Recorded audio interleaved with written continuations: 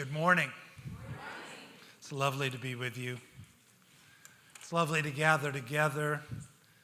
You know, I think the point of coming to a gathering like this, I always think about Acts 15, where Paul says to the philosophers and the people of Athens, he says, you know, you have your life when and where you have it by God's design. That he picked out the place and the time for you to have your life. And he says the reason that God did that is that you might reach for God and find him, because he's not very far from every one of us. When we come together like this, really the point is to reach for God. Wherever we're at, wherever we're coming from, we reach for God in worship. We reach for God in friendship and conversation. We reach for God in prayer. We reach for God. Turn to the Word. We reach for God because he's not very far from every one of us. And my prayer, my hope, my intent in sharing with you this morning is that God will encounter you where you're at, where you need to find him, because he wants to be found. I'm parachuting into a series on Revelation, the 7 churches, the letters to the 7 churches. You don't get to do that every day, and you don't get to do that against the backdrop and video of House of Dragons. So I'm thrilled overall, thrilled to be here, thrilled to be participating in this series. You know, Revelation is a challenging book. It's difficult because of its content and its genre. It's an apple. Oh, gosh. That is so funny what I was about to say. But I'm not going to share what that was funny. I'm sorry. It's apocalyptic literature, right? And apocalyptic literature has some distinctives about it that Revelation carries in spades. Apocalyptic literature is always focused on eschatology, eschaton, the last things. So it's looking through history towards the last things. That's not saying it's not commenting on near things, but it is doing it from the perspective of looking to last things. Apocalyptic literature is always dualistic. It's saying that you know, we're going to get to the last things in the midst of conflict between two forces. The forces of good and evil, light and dark, God and the devil. Also, apocalyptic literature is deterministic. It believes that we're being driven towards a particular end of history, that has been determined. So that's what Revelation is. It comes out of that genre. There's other parts of the Bible, parts of Daniel, that are out of this same kind of milieu. The thing that's really challenging for us as Christians reading Revelation, as it is for reading the prophetic books of the Old Testament, is that we have a difficult time with the kind of vision, prophetic vision, that is presented to us. Most of us think, well, you know, the prophets, or here John, the Revelator, he's looking at some specific event, you know, maybe with a telescope, maybe with a microscope, but he's looking at something, he's focused on something. If we can just figure out what that something is, when that something is, then we can figure it all out. And that's not what's happening. What's happening with John, what's happening in the Old Testament with the prophets, is they're looking through a telescope and they're seeing things all along the way. They're seeing things very near to them, probably large and slightly distorted. They're seeing things, you know, maybe centuries away, and they may be seeing right to the end of history. They're seeing all of those things, and it's coming out in a way that, okay, how do we really try to categorize that?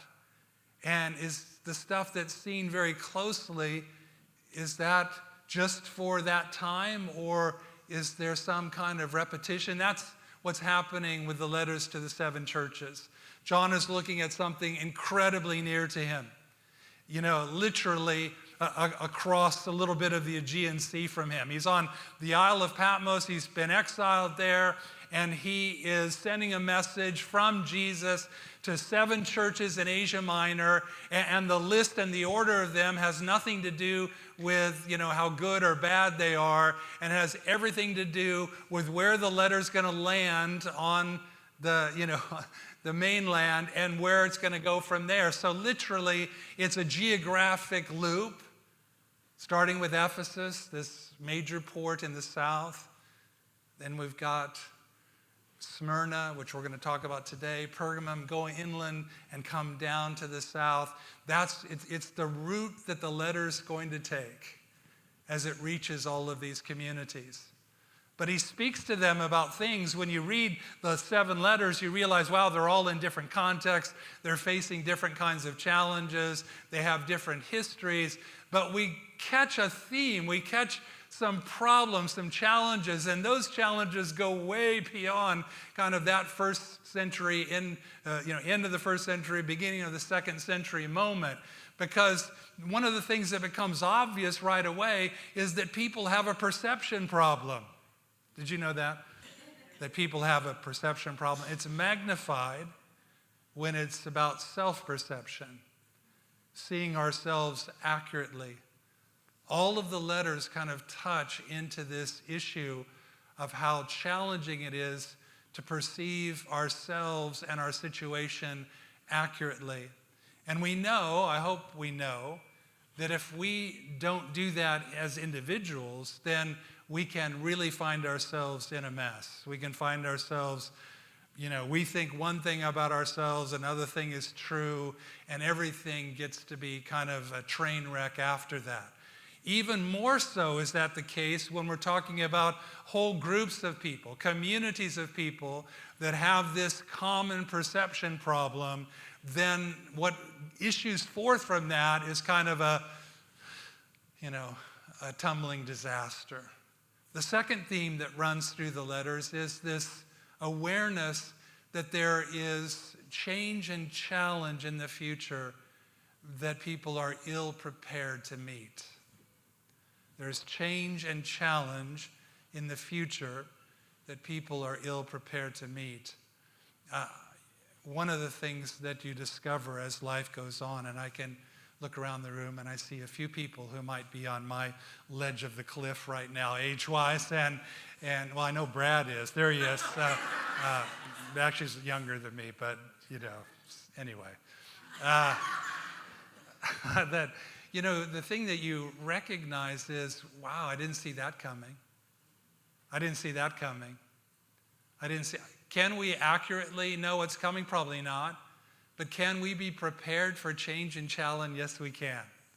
And that's part of the big reason of the 7 letters to the 7 churches. So let's start with Smyrna. Smyrna is the second most important port in Asia Minor. Ephesus first. Ephesus, slightly larger city, 250,000. Smyrna, 200,000. Both of them major kind of trade conduits to the western part of the whole Roman Empire. Very important, very prestigious. They have different histories. Smyrna has this intriguing history in that it was completely destroyed by an earthquake in the 600s BC, in that time frame. Absolutely leveled, abandoned, a pile of ruin for over 300 years.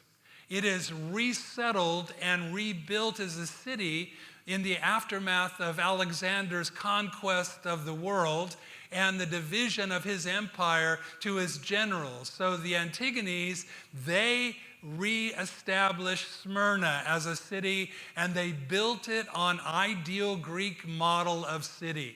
So it's this beautiful master plan city from the kind of late 2nd century BC that is built, and it is beautiful, and the way it has a perfect harbor that's sheltered and defensible and protected, and it rises in elevation, and there is a hilltop or an outcropping that their temples are on, and they're surrounded by colonnades, and it looks like a crown from the sea as you approach it, and they called themselves the Crown of Asia. Very proud, very prosperous place. Major trade in myrrh. Remember frankincense and myrrh and gold. Myrrh, that's Smyrna. That's the Greek name for myrrh, Smyrna. So it is named for this trade. It's a prosperous place because it's reestablished, by this kind of Greek ideal. The community that's there, they become, as the Romans take over everything that Alexander had, they become determined that they will maintain this kind of ideal place now within the Roman ethos, the Roman world. And so one of the first things they do is they build a temple in Smyrna to the goddess Roma, the divinity of Rome. They are among the very first in the empire. We're talking about, 150 BC. They're among the very first in the empire to begin to worship Rome as a god. They will build a temple to Tiberius, the emperor. They will become like on the forefront of the push of recognizing the divine sovereignty of Rome and the divine nature of Rome. That will put Smyrna in a kind of class of its own with regard to the pressure that's applied to early Christians to be worshipers of Caesar, to be worshipers of Rome, things that Christians, by and large, will not do. That's the situation that exists in Smyrna. And Smyrna, because it's fascinating, because of the nature of its port and the way that it is. If you've been to that part of the world, Ephesus, you think, oh, I want to see the ruins at Ephesus, this, major important Christian center in the first century. And you go there and you realize, wow, the ruins of Ephesus are like miles away from the sea. Like, what happened? Like, I thought it was, a port. Well, it was, but 2,000 years of silt and landfill has made Ephesus, the ruins of the city of Ephesus, miles and miles inland. Never happened to Smyrna. Smyrna exists today as the Turkish city Izmir. It's still a port. It still has the ruins on the hill that they call themselves the crown of Asia. It still exists, but in part it exists because it wedded itself so deeply to the imperial cult of Rome. Let's read in, excuse me. I got a drink from my box of water. They gave me a box of water. This is the first 40 years of speaking in places. I got a box of water.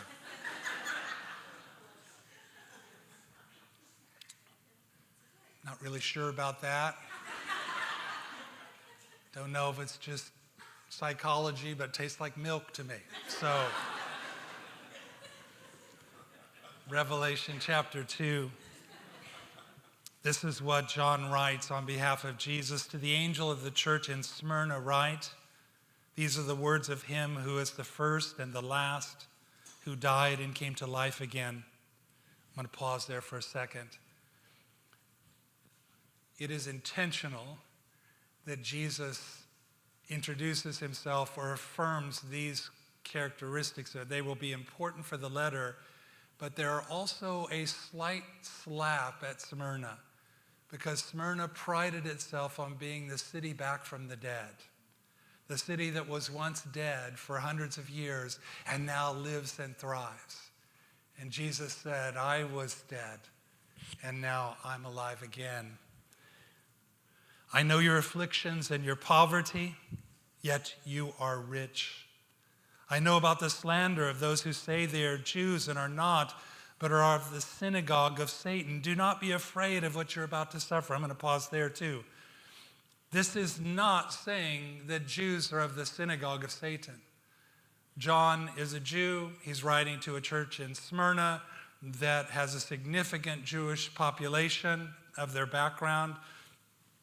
What has happened in Smyrna is that the prosperity of the city and certain communities, including some Jews, have prospered, and they have, with the city as a whole, wedded themselves to this idea of leading the charge about the imperial cult.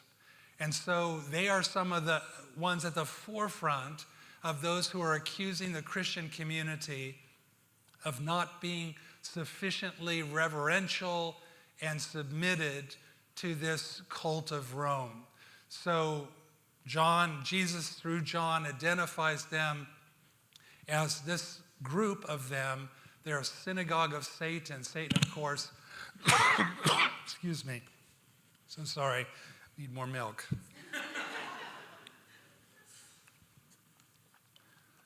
He identifies them as, Satan meaning accuser, slanderer. That's what's happening in the city, that the Christian community is being accused and slandered, and some of the loudest voices are this community of prosperous Jews who are leading the charge. Do not be afraid of what you're about to suffer. I tell you, the devil will put some of you in prison to test you, and you will suffer persecution for 10 days. Be faithful, even to the point of death, and I'll give you life as your victor's crown. Whoever has ears, let them hear what the Spirit says to the churches. The one who's victorious will not be hurt at all by the second death. The letter obviously touches on self-perception. You're poor and afflicted, yet you are rich. Poor and afflicted. The reason they were poor in such a prosperous place is not simply because the early church reached a lot of poor people, which it did. And so there would have definitely been that factor. But the kind of poverty and affliction that the church in Smyrna knows is by design. And so they would have been the victims of economic persecution, economic boycott, if you will, the first century version of being canceled. They would have been canceled economically in the community. They would have been victims of mob violence. All of these things that I'm about to say, anyone who's a student of history knows that particularly for the Jewish people, with pogroms and other things, that these are the tactics that are used by a community against a group of people that they want to drive off or eliminate. So there would have been mob violence, and there would have been kind of official ways in which they were barred from almost the right to exist. So this is a community under enormous pressure, and their self-perception, of course, is that we're beat down, we're oppressed and afflicted, and we're poor as church mice. And yet, Jesus said, the truth is you're rich, which is a stunning thing to say, but not something that is unfamiliar to those who read the New Testament, where it identifies the poor as those who are rich in faith.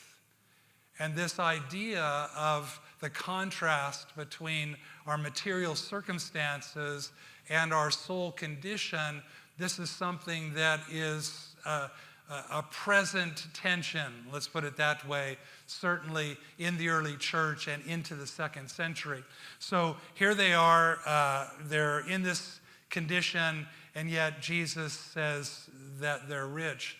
What this tells us, if there's some things, right, there are some things that can only be accurately measured or judged by seeing from the end to now.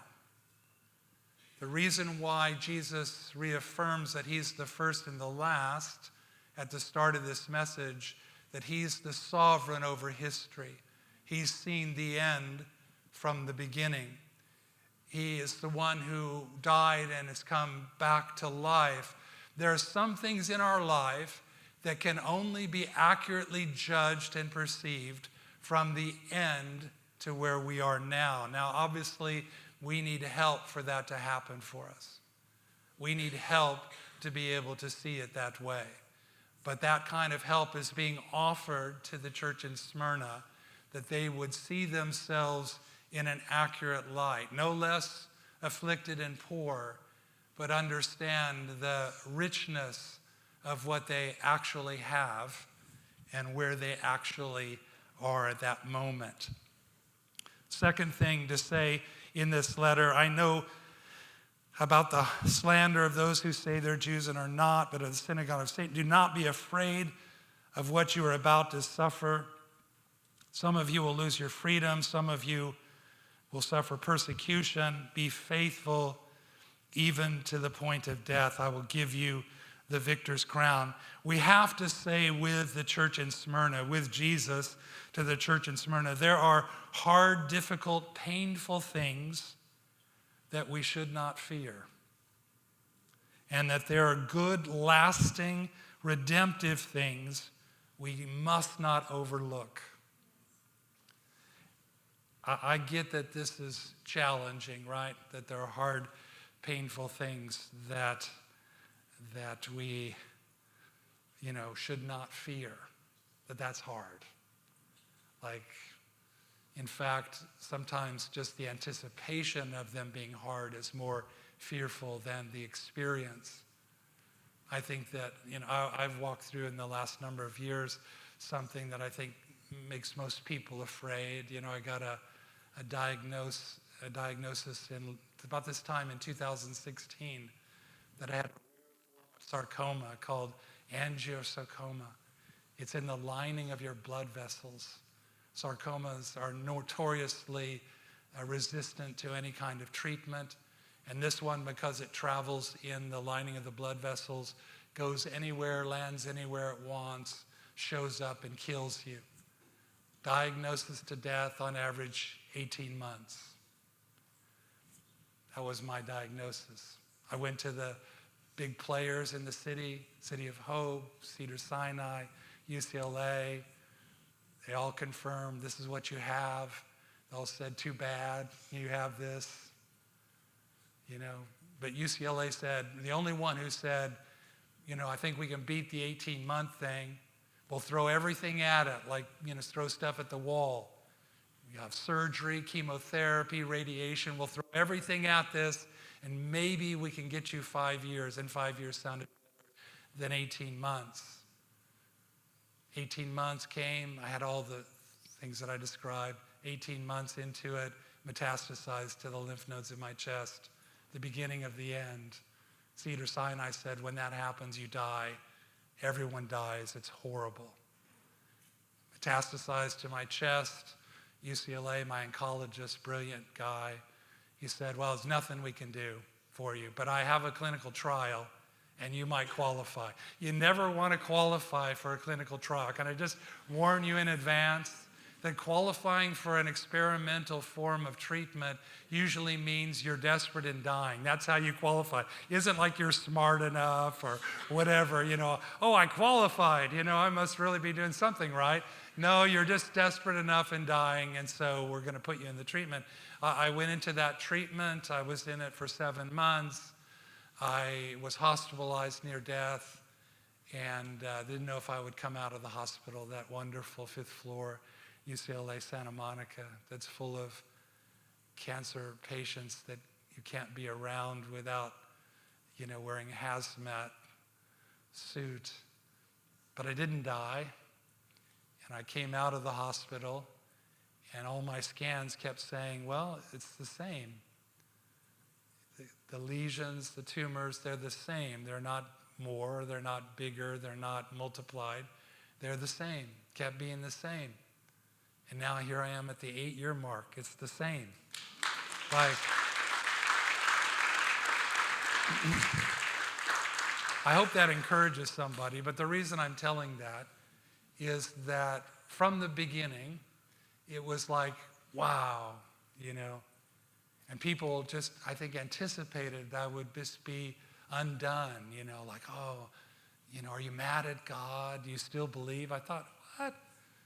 I believed so that he would walk with me through these things. Not that I would be immune to them. Am I mad at God? No. Like, the world is full of suffering. I would have no part in that. I'd have no share in the suffering that's all around me. And then you sit in a waiting room, right, with people. I mean, it's a hard thing, especially with children, and you realize, wow, this is this is hard, and there are reasons to, choose not to have this. But at the same time, if you're going to do this, the people that I felt most heartbroken for were those who were going through it alone, all by themselves. I can't imagine. I had my wife, I had my daughters nearby. I just had, the love of people in my life. But the thing that I had most importantly is I have a Savior who suffered victoriously. I have a Savior who's been there, done that. Because I had someone I could know was present with me in the midst of pain, who has sees the end from the beginning and who has conquered death. It is that, not a guarantee of an outcome. It is that overflow of relationship. It's that sharing of love and a future. And that's what's being affirmed to the church in Smyrna. There's bad things coming, difficult things coming, but do not be afraid. That's not an empty thing. That's not just a throwaway line. Oh yeah, and don't be afraid. No, that's a pledge. That's a pledge of performance. That's a pledge of presence in the midst of it. Don't be afraid. And then this idea that there are some things that if you persevere, if you hang in, if you throw your lot in with trust and courage and endurance, you throw them in, you're going to get the victor's crown. There's some things to be won that can't be won any other way other than conquering fear. That getting past the fear. Living in that place of trust and confidence and courage and hope, regardless. Like, there are things to be won there. And again, this is not just an idle idea. This is a pledge. This is a promise. You will receive the victor's crown, that little laurel wreath that a champion got in the games. No money, but they got this little laurel wreath. Jesus said it's the crown of life. Life lies beyond. Some things not to fear, some important things not to miss. A couple more things.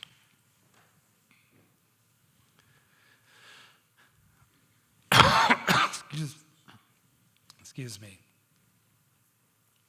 This idea that the victorious will not be hurt by the second death. That's a theme, a little bit of a theme in Revelation. And it certainly was a talked about thing in general, culturally. This idea that after death there was a judgment. And a negative judgment would involve the experience of death a second time. This does come out in Revelation. This idea is there and present. And the idea is that it's life, this crown of life is not just kind of the crowning of this life. It is the ushering into the fullness of the life to come that is not subject to a second death. And this hope, this push is how I feel it in the text. This push on people to know, again, perceive their situation accurately and embrace the challenge and the change that the future represent in such a way as to emerge with the crown of life, to emerge with an immunity to what brings about ultimate judgment. This letter, when it was read, John's writing away, however that happened, on whatever he wrote it on.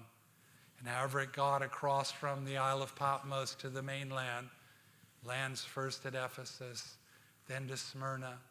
The churches gathered in those places, each of those places. The revelation is read to them. The letter to them is read.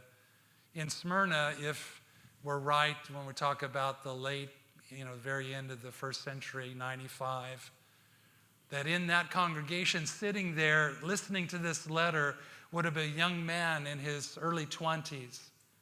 And he will become one of the important links between the apostles and their witness. What's happening at the end of the first century is that there is a succession, if you will, taking place.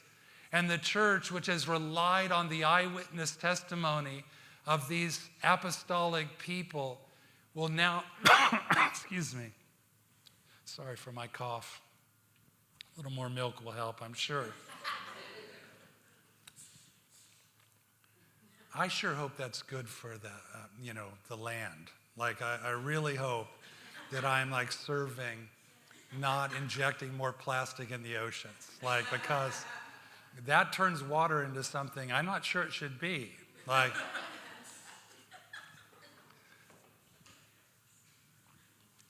that young man sitting there, there'll be a new generation of leaders who will all have known apostolic figures, have been taught by them, have been influenced by them. We call those people that emerge in the second century, we call them apostolic church fathers. They're not apostles, but they're church fathers who knew the apostles. One of those who would have been a disciple of John, who is writing the letter, a young man, his name is Polycarp. And he, along with Clement in Rome and Ignatius in Antioch and Polycarp in Smyrna, they will be pillars in the second century, defending the church against all of the influences that would co-opt the saving message of Christ in the gospel. They would stand against Gnostic heresies. They would stand against the absorption of the church in the pantheon of the imperial cult of Rome. They would stand against those who would twist and turn the church into, again, something for their own advantage. These would be courageous, heroic people, and Polycarp is outstanding among them. Their writings, the writings of those three in particular, are some of the earliest writings we know outside of the scripture in the church. And Polycarp, this is, I don't know if you ever read something like this, warning of, whatever 10 days is, that 10 days of trouble. Whenever you encounter a number in Revelation, just, realize that you don't know what you're dealing with for sure. And I guarantee you it wasn't 10 days. It's some period of time. I can't tell you what that period of time would be, but it is limited. That's I think the key thing. Whenever you're going through hardship, difficulty, pain, it's limited.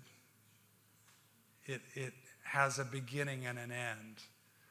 And that's what is being told to the church. That was what Polycarp was hearing that day. Now, this is 95, 60 years later. He would have been in his 80s. He has become this church father and leader in Smyrna and across Asia Minor. And that same community that we know this because it's written about. His death is written about extensively. But that same community that was so on the front lines of, we're good Romans and we worship Caesar, they will come against specifically Polycarp because of his influence and his integrity and his impact on the whole region. And they will demand that he be executed. And so when Polycarp is in his 80s, he is loaded up on a pyre of wood, and the wood is set on fire, and he stands in the flames of that fire, and apparently is not dying fast enough, because then someone will leap on the pyre and stab him to death. That's how Polycarp came to an end. But he read this letter. Some people actually do what the letter says. They actually do it. And he becomes, even in his death, this fixture of strength. What do we don't know. Do we know what's coming? We don't know what's coming. Do we anticipate some kind of grand conspiracy and dark shadows? That seems unhelpful. Do we seek to have hearts that are prepared for the challenge of difficulty, hardship, or pain, and to do so with trust and courage, to do so with hope and a sure grip on the presence of God? I hope so. But if you're in the challenge of the moment right now, and you're reading this letter that was addressed to a group of people 2,000 years ago, and you're thinking, how does that translate to me? I would like to offer this as a summary. That when Jesus says, I'm the first and the last, I'm the sovereign of history, I was dead and now alive, I'm the conqueror of death. And then he speaks to a group of people about their affliction and their poverty and their need and their difficulty and their persecution. He's saying two very important things. First of all, you are not forgotten. You're not forgotten. And secondly, you're not alone. And those two realities change everything. They change everything. And they will change the outcome of what's taking place. But they can change the heart first. And some might be listening to me this morning and all this history and all of this past stuff and the telescope and where does it really land? Maybe it lands right there. God really wants you to know you're not forgotten. Whatever you're going through, you're not forgotten. And you're not alone. Let's stand up together and pray.